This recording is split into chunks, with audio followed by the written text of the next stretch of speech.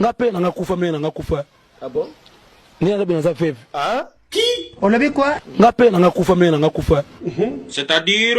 Ni arabe na za fève. Oh! Comment ça? Comment? Est-ce que Mambo le bon raisonner? Correction s'il vous plaît. Orphelin. Ah, orphelin. En français, orphelinat.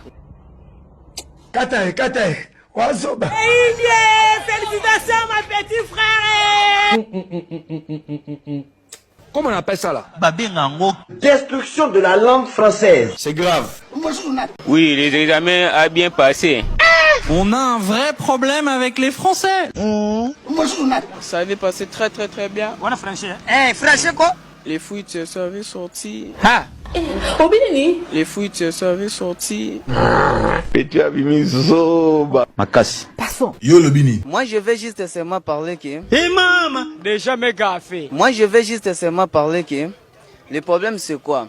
Ceux qui ont tenté de faire de bruit inutile... n'est pas dit qu'ils sont de la joie plus que nous. Ah, qui est le ministre de l'Éducation nationale dans ce pays? Au nom de Dieu, on m'appelle Alain Moussanganamab. Alain Moussanganamab, tu fais combien de pourcents? 53. Ok. Tu te sens comment? Rebecca. Tu te sens comment?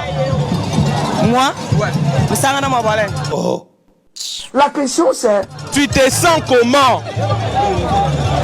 Réponds bien, je n'ai pas compris la question. Quoi? Quoi? Réponds bien. Hein? Réponds bien, je n'ai pas compris la question. Quelle est ton émotion? Promotion c'est... Alain Moussanganamab. Maman Nangaye. How tu vas piller? How tu vas? Quelle est ton émotion? Je ne sais pas. Il ne sait pas. C'est pas possible. Tu sais pas ton émotion? Tu as quel sentiment actuellement?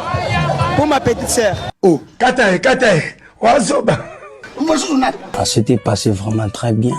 Alors j'ai fait de ma mieux. Hein? Quoi? Alors j'ai fait de ma mieux. J'ai fait de ma mieux. J'attends le résultat. T'as quoi? Le résultat. Papa. Qui si quelqu'un a appris à parler le français? Point d'interrogation. Je soutiens la fondation Cœur de Compassion qui est en train de travailler pour soutenir les enfants atteints de cette maladie drépanocytose. C'est pas possible. Quelle hypocrisie dans la maison de Dieu. Tu me poignardes derrière le dos puis tu viens m'appeler Piringai. Tu vas parler en mal de moi puis tu viens dire ma copa. Hein?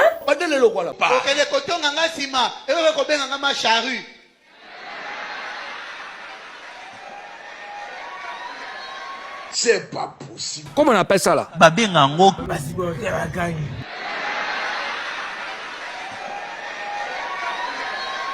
Pendant ce temps-là,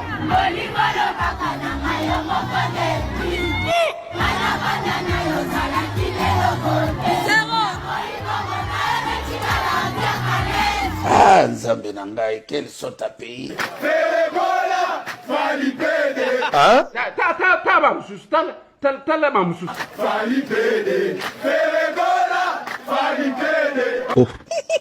Bawangila bogonyoka bino bawangila bo souffrira pas de kibino bawangila bogonyoka ma papa bogonyoka ma bawangila vous souffrira. Hein? Quoi? Olobinini?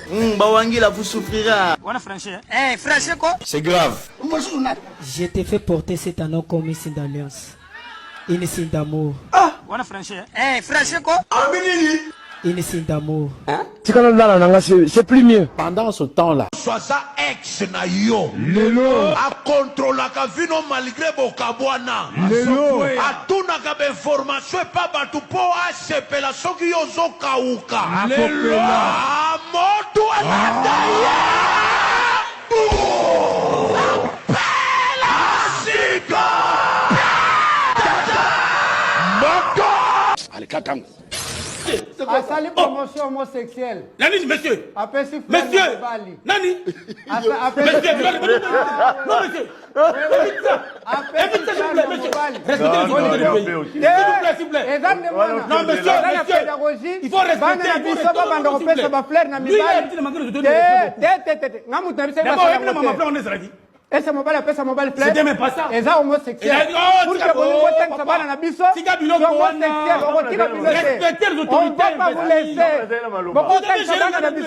Homosexualité. S'il vous plaît, s'il vous plaît, je te conseille utilement. Ah. Oh, on va souffler la musique, fidèles téléspectateurs. On se retrouve tout à l'heure. Elle m'a dit qu'elle est belle. Elle m'a dit qu'elle est belle et validée.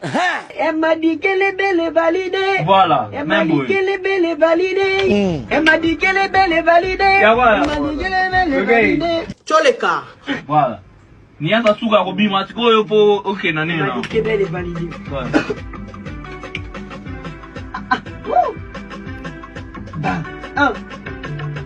Elle m'a dit qu'elle est belle et Donc tout ça, c'est pas possible. Elle m'a dit qu'elle est belle et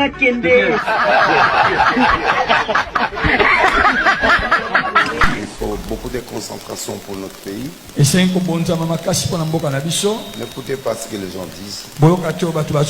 Écoutez ce que Dieu dit. Ce que les gens disent, ce sont des dissuasions. Dissuasion. Dissuasion, c'est pas ça.